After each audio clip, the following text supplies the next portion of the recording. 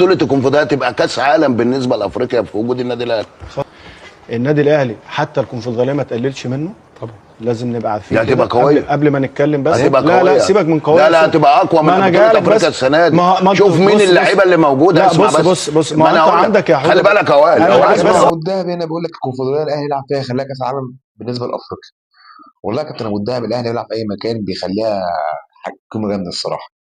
ولكن يا كابتن ابو الدهب الكونفدراليه ممكن يكون في فرق اقوى دلوقتي او فرق ليها اسم وتاريخ عن دوري الابطال. ولكن انا اهلاوي وربنا اهلاوي، دوري الابطال مهما كانت الفرق اللي فيه هيفضل برضو اقوى من الكونفدراليه.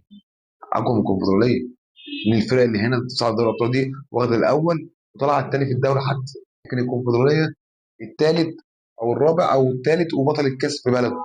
مهما كان اسم الفرق في الكونفدراليه هتبقى دوري ابطال افريقيا رقم واحد في افريقيا. بطوله غاليه بطوله غاليه. ايوه بطوله غاليه. هنلعب كاس كونفدراليه لازم ناخدها. ليه؟ هتزود من الالقاب القاريه بتاعتنا. هي مش هتضيف معانا، مش هتصعدنا كاس عالم ولا كده، هتزود من الالقاب القاريه وممكن تساعدك في التصنيف كمان. بس الاهلي هيخليها ليها قيمه، الاهلي هيخليها ليها قيمه طبعا.